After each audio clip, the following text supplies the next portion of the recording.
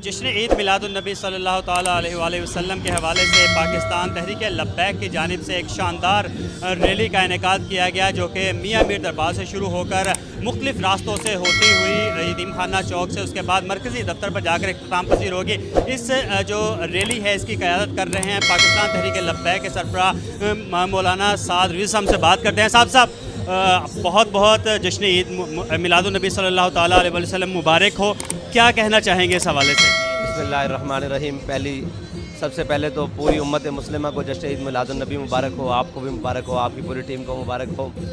یہ آج کا دن خوشی کا دن ہے اور ہم بحیثیت امتی سب سے زیادہ خوش قسمت ہیں کہ ہمارے آقا مولا صلی اللہ تعالیٰ علیہ وسلم کی امت کا شرف حاصل کرنے کے لیے تو انبیاء نے بھی خواہش کا اظہار کیا۔ اللہ تعالیٰ نے ہمیں یہ اعزاز بخش دیا کہ اللہ تعالیٰ نے ہمیں حضور کا امتی بنا دیا صلی اللہ تعالیٰ علیہ وسلم، اور آج شرق سے غرب تک، جنوب سے شمال تک، عرش سے فرش تک ہر چیز خوش ہے کہ اس دن حضور آ گئے۔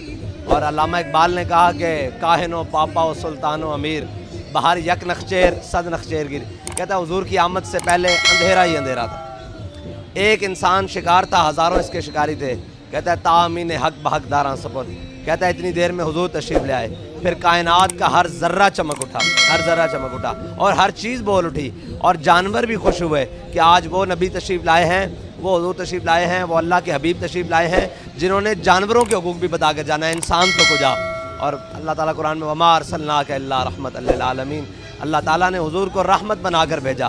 حضور کا ہر ادا رحمت، اٹھنا بیٹھنا رحمت، دنیا میں آنا رحمت، دنیا میں نظام چلانا رحمت، اپنے صحابہ سے پیار کرنا رحمت، بوڑھی مائی کا جناب ہاتھ پکڑ کے حضور کے ساتھ گھنٹوں باتیں کرنا یہ بھی رحمت، حضور کا تلوار اٹھا کر بدر جانا یہ بھی رحمت، حضور کا نظام قائم کرنا یہ بھی رحمت، حضور کا کسی کو عدل دینا یہ بھی رحمت، حضور کا کسی کو جناب شفقت دینا یہ بھی رحمت، حضور کا کسی پر جلال کرنا یہ بھی رحمت۔ حضور رحمت سراپا رحمت بن کر آ گیا آج۔ بالکل بے شک نبی کریم صلی اللہ تعالیٰ علیہ وآلہ وسلم تمام امت مسلمہ کے لیے رحمت بن کر تشریف لائے تھے۔ ان کی تعلیمات جو تھی ان پر عمل درآمد کس طرح سے کیا جا رہا ہے پاکستان کے اندر؟ پاکستان کے اندر تو تعلیمات، اور خیرت نے کہہ بھی دیا لا الہ تو کیا حاصل، دل و نگاہ مسلمان نہیں تو کچھ بھی نہیں۔ ہم نے جناب مانا ہی نہیں، ہم نے نہ اسلام کو مانا ہے نہ حضور کو مانا ہے، نہ ہم نے کسی چیز کو مانا۔ ہم زبان کے مسلمان ہیں اور عمل کے نہیں ہیں۔ عمل کی بات یہ ہے کہ اوپر سے لے کر نیچے بات کریں۔ بحیثیت ریاست کے تو 76 سال ہو گئے، 76 نہیں تو تقریباً 50 سال سے تو اوپر ہو گئے ہیں اس ملک میں ریاست سود کا نظام چلا رہی ہے۔ ریاست سود کا نظام چلا رہی ہے، اس کو کس طرح بہتر کیا جا سکتا ہے؟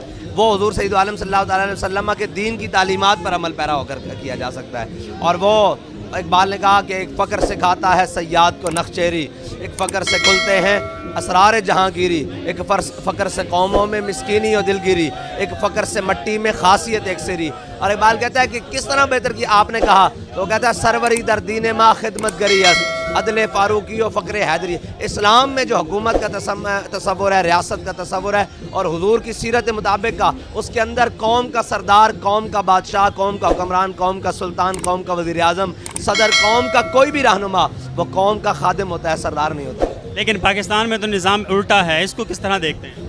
پاکستان میں نظام الٹا ہے۔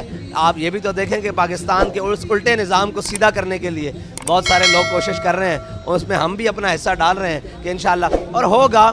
آخر کہتے ہیں ہمارے بڑے کہ یہ خطہ جو ہے نا صدی نہیں نکالتا، ایک صدی نہیں نکالتا، 76 سال بعد کچھ نہ کچھ، وہ 100 سال بعد ہوتا ہے، تو 76 سال ہونے کو ہیں۔ اور جو ظلم کا نظام، جو قہر کا نظام، اور جو میں یہ سوچ رہا تھا کہ پوری دنیا میں ہمیں اس کی بھی خوشی ہے کہ حضرت عیسیٰ علیہ السلام کی ولادت ہوئی یہ مروجہ طریقہ کے 25 دسمبر کو، تو وہ فلیٹ سیلز لگاتے ہیں، فلیٹ وہ دیتے ہیں ڈسکاؤنٹس۔ لیکن آج کے دن آپ دیکھ رہے ہیں، آج کے دن حضور آ گئے، خاتم النبیین آ گئے، امام الانبیاء آ گئے۔ پاکستانی گورنمنٹ کی طرف سے کیا دیا گیا قوم کو؟ کہا گیا کہ آپ کو اتنی بجلی مفت دیں گے، آپ کو یہ دیں گے، آپ کو کیا دیا؟ وہ حضرت عیسیٰ علیہ السلام کی خوشی منائیں تو یار وہاں سارا کچھ دیں، تو امام الانبیاء کی خوشی کس نے منانی تھی؟ لیکن نظام یہ ہم نے ہر چیز ہم رسمن یعنی کہ بلدیہ کی 4 بلڈنگیں سکھا دی، نہیں بھائی، حضور تو وہ نظام لے کر آئے جس کے اندر فاروق اعظم کے زمانے میں اگر کوئی بچہ بھوکا سوئے یا روئے تو اسلام اس کی کمر پر راشن لاد کر اس کے دروازے تک پہنچاتا ہے، وہ نظام ہے۔ تو یہاں تو یہ نظام ہے کہ مائیں بچی، آج کے دن یہ باتیں بنتی نہیں ہیں، لیکن کیا کریں، نظام چلانا ہے نا۔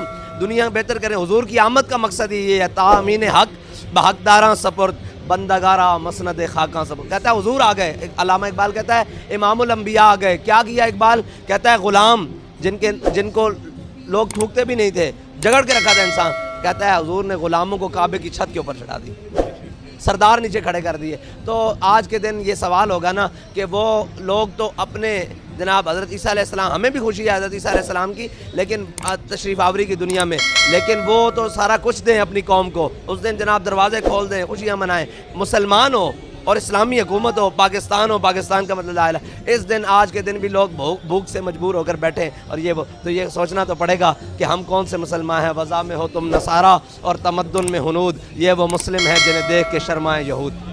کیا میسیج دینا چاہیں گے قوم کو اور گورنمنٹ کو آج کے موقع پر؟ وہ کیا کہتے ہیں, نفرت کو بالائے طاق رکھ کر ایک میسیج دینا چاہتا ہوں. وہ سب کے لیے ہے کہ میرے ہاتھ میں تھا جب تک میرے مصطفیٰ کا دامن, میرے پاؤں چومتی تھی یہی گردش زمانہ. آؤ دامن مصطفیٰ سے وابستہ ہو جاؤ. ساری چیزیں بعد میں ہیں, حضور کا حق پہلے ہے, اسلام کا حق پہلے ہے, حضور کے دین کا حق پہلے ہے, سب کی محبت بعد میں ہے. لا یؤمن احدکم حتی اکون احب الیہ من والدی وولدی والناس اجمعین. کوئی اس وقت تک مومن نہیں ہو سکتا جب تک امام الانبیاء اس کو اپنی جان, اپنے ماں باپ, اپنے مال, ہر چیز سے زیادہ پیارے نہ ہو.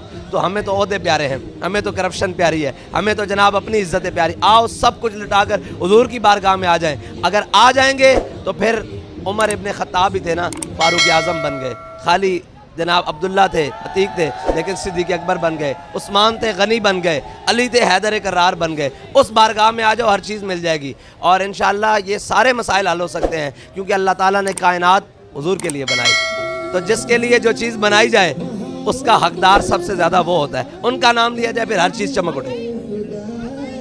Thank you.